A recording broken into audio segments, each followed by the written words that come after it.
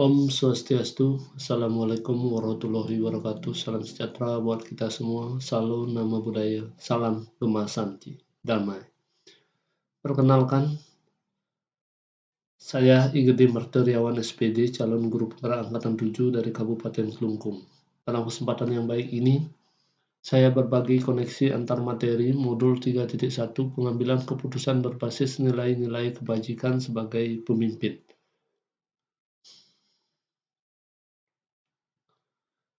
Pertanyaan pemantik 1. Mengajarkan anak menghitung itu baik, namun mengajarkan mereka apa yang berharga atau utama yang terbaik. Teaching kids to count is fine, but teaching them with count is best. Bob Talbot. Kaitan kutipan di atas dengan pembelajaran 3.1 adalah seorang guru terkadang menghadapi sebuah dilema etika, yaitu akan menyelesaikan materi sesuai dengan tuntutan kurikulum atau akan memampukan siswa sesuai ketercapaian masing-masing dengan mengutamakan pembentukan karakter murid. Nilai dan prinsip yang kita anut dalam pengambilan keputusan haruslah nilai-nilai yang bersumber pada kebajikan serta berpihak pada murid. Sehingga hal ini akan mewujudkan budaya positif yang berdampak pada lingkungan kita. Sebagai pemimpin pembelajaran, hendaknya kita mampu menyelenggarakan pembelajaran sesuai dengan kebutuhan murid. Dengan mengutamakan murid, maka kita telah mewujudkan pembelajaran yang berpihak pada murid, serta menyertakan murid dalam pengambilan keputusan. Pertanyaan pemantik 2. Education is the art of making men ethical.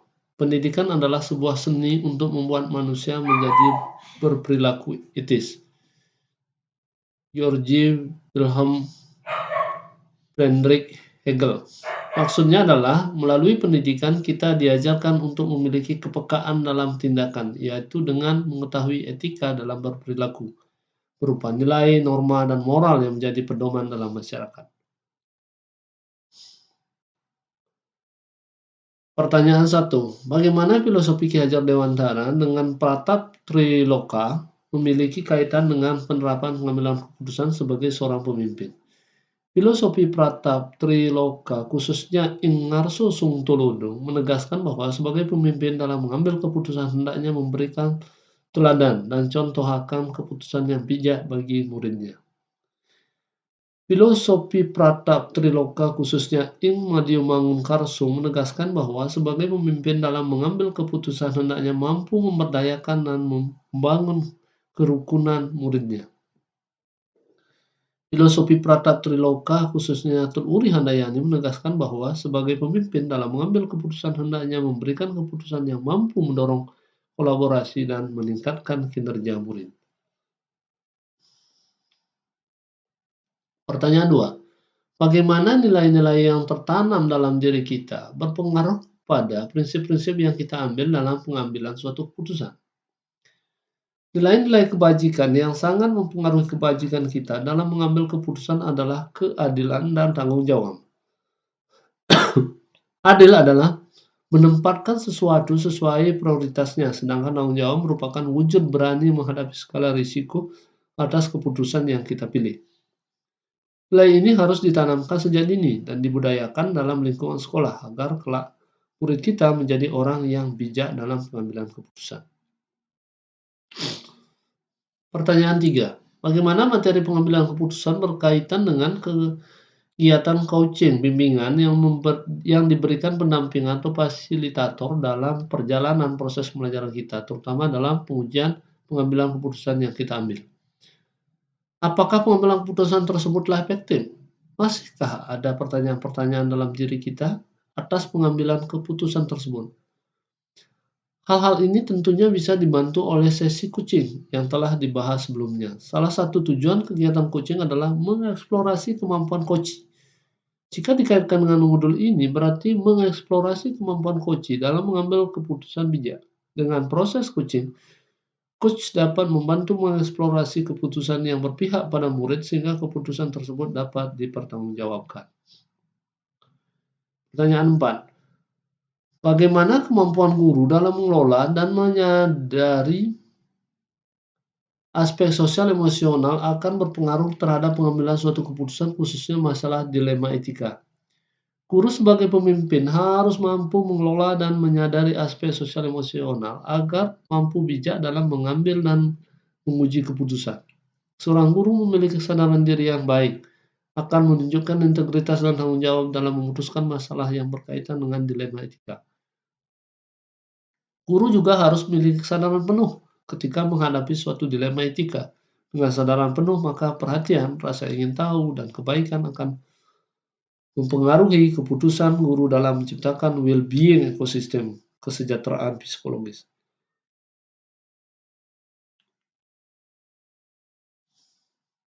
Bagaimana pembahasan studi kasus yang fokus pada masalah moral etika kembali pada nilai-nilai yang dianut seorang pendidik? Nilai yang dianut oleh pendidik seperti keadilan, kemanusiaan, tanggung jawab, kejujuran, nilai lain akan sangat mempengaruhi pendidik dalam mengambil suatu keputusan, baik yang berupa dilema etika maupun rujukan moral. Karena nilai ini akan menjadi dasar seorang pendidik dalam mempertimbangkan benturan nilai yang muncul dalam kasus dilema etika dan rujukan moral. Mana nilai yang dipertegas, dikuatkan, atau mungkin dikalahkan. Pertanyaan 6. Bagaimana pengambilan keputusan yang tepat tentunya berdampak pada terciptanya lingkungan yang positif, kondusif, aman, dan nyaman. Lingkungan yang positif, kondusif, aman, nyaman adalah lingkungan yang membangun persepsi bahwa setiap orang memiliki potensi yang berbeda-beda, dan orang lain adalah mitra, bukan saingan. Tugas pendidik adalah membantu anak-anak menemukan jati diri dan mengembangkan potensinya. Persepsi tersebut akan mendorong kentalnya kolaborasi antara murid, guru, maupun orang tua. Lingkungan tersebut akan tercipta dari budaya positif. Budaya positif akan terbentuk dari kesepakatan dan sinergitas para pelaku lingkungan dalam menyepakati tindakan positif. Dalam kesepakatan inilah dibutuhkan suatu keterampilan dalam pengambilan keputusan yang tepat berdasarkan nilai-nilai kebajikan. Apakah tantangan di lingkungan Anda untuk dapat menjalankan pengambilan keputusan terhadap kasus-kasus dilema etika ini? Adakah kaitan dengan perubahan paradigma di lingkungan Anda? Tantangan itu muncul jika tidak adanya komunikasi dan tidak adanya keterbukaan dalam lingkungan. Pada kasus pengambilan keputusan dari suatu masalah dilema etika dibutuhkan suatu kejelian dalam analisanya. Akankah penggunaan prinsip and-based thinking, rule-based thinking, atau care-based thinking dalam penyelesaiannya? Oleh karena itu, perlu adanya komunikasi dan keterbukaan untuk memetakan suatu masalah dilema etika berdasarkan paradigmanya, seperti individu versus kelompok, keadilan versus keadilan, kebenaran versus kesetiaan, dan jangka pendek versus jangka panjang. Pertanyaan 8. Adakah pengaruh pengambilan keputusan yang kita ambil ini dengan pengajaran yang memerdekakan murid kita? Bagaimana kita memutuskan pembelajaran yang tepat untuk potensi murid kita yang berbeda-beda? Agar dapat memutuskan pembelajaran yang tepat untuk potensi murid kita yang berbeda-beda, kita harus mengetahui kesiapan, minat, profil belajar murid. Dengan memahami ketiganya, kita akan menyusun pembelajaran yang berpihak pada murid, yaitu pembelajaran yang berdiferensiasi, baik dari sisi konten, proses, maupun produk. Dengan mewujudkan pembelajaran itu, maka murid akan semakin merdeka dalam belajarnya. Pertanyaan 9. Bagaimana seseorang pemimpin pembelajaran dalam mengambil keputusan dapat mempengaruhi kehidupan masa depan murid-muridnya? Seorang pemimpin pelajaran hendaknya berhati-hati dalam pengambilan keputusan. Keputusan seorang pemimpin pelajaran akan terkait secara terus-menerus dan berdampak pada kehidupan muridnya. Karena keputusan seorang pemimpin pelajaran ini dijadikan sebagai pedoman dan bahkan mungkin bisa saja menjadi sebuah jalan bagi masa depan murid-muridnya. Pertanyaan 10. Apakah kesimpulan akhir yang dapat Anda tarik dari pembelajaran modul materi ini dan keterkaitan dengan modul-modul sebelumnya? Menjadi seorang pemimpin pelajaran, hendaknya memahami karakter murid yang sangat berdiferensiasi, baik dari sisi sosial maupun emosional. Seorang pendidik juga harus memahami filosofi pendidikan Ki Hajar Dewantara, serta memahami prinsip dan nilai seorang guru. Pemahaman tersebut dapat dieksplorasi menggunakan kucing supervisi akademik. Dengan demikian akan muncul keputusan yang mampu menciptakan budaya positif demi terwujudnya visi sekolah yang berpihak pada murid. Pertanyaan 11. Sejauh mana pemahaman Anda tentang konsep-konsep yang telah Anda pelajari di modul ini? Yaitu dilema etika dan wujudan moral, 4 paradigma pengambilan keputusan, 3 prinsip pengambilan keputusan, dan 9 langkah pengambilan dan pengujian keputusan. Adakah hal-hal yang menurut Anda di luar dugaan? Pemahaman saya tentang materi 3.1 ini adalah tentang penerapan 4 paradigma, 3 prinsip, 9 langkah pengambilan, dan pengujian keputusan, di mana pemahaman tersebut saya gunakan untuk mengidentifikasi permasalahan yang muncul untuk memetakan mana yang benar dan salah. Benar, dilema etika, yang benar versus salah, bujukan moral. Hal yang di luar dugaan yang saya dapatkan pada modul ini adalah ketika kita menemukan kasus dilema etika, maka perlu juga kita melakukan investigasi opsi trilema, yaitu mencari solusi di luar dua pilihan yang ada, agar muncul solusi kreatif yang bisa diterima semua pihak. Pertanyaan 12. Sebelum mempelajari modul ini, pernahkah Anda menerapkan pengambilan keputusan sebagai pemimpin dalam situasi moral dilema? Bila mana pernah, apa bedanya dengan yang Anda pelajari di modul ini? Ya pernah, ketika saya sebagai seorang pendidik yang dituntut untuk memberikan nilai yang memuaskan kepada siswa, di mana siswa tersebut memerlukan nilai yang bagus agar lolos dalam sebuah seleksi tertentu. Saat itu saya berpikir, kenapa siswa sekarang selalu meminta sesuatu secara instan, sedangkan pada zaman saya tidak pernah terbersit dalam pikiran saya untuk meminta guru saya mengubah nilai. Setelah belajar modul ini, saya kemudian beranggapan bahwa siswa memang harus berkembang sesuai kodrat alam dan kodrat zamannya, sehingga dilema etika yang saya hadapi tersebut haruslah saya sikapi secara arif dan bijaksana.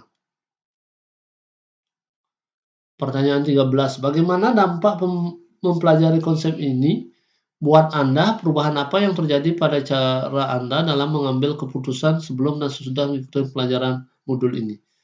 Sebelum mempelajari modul ini, saya cenderung menyelesaikan masalah menggunakan prinsip and-based thinking, yaitu saya melakukan karena itu yang terbaik untuk kebanyakan orang, atau role-based thinking, yaitu berpusat pada tugas dan aturan yang ada. Setelah belajar modul 3, saya lebih banyak mengolah rasa empati saya untuk memutuskan sesuatu menggunakan rasa peduli, care-based thinking.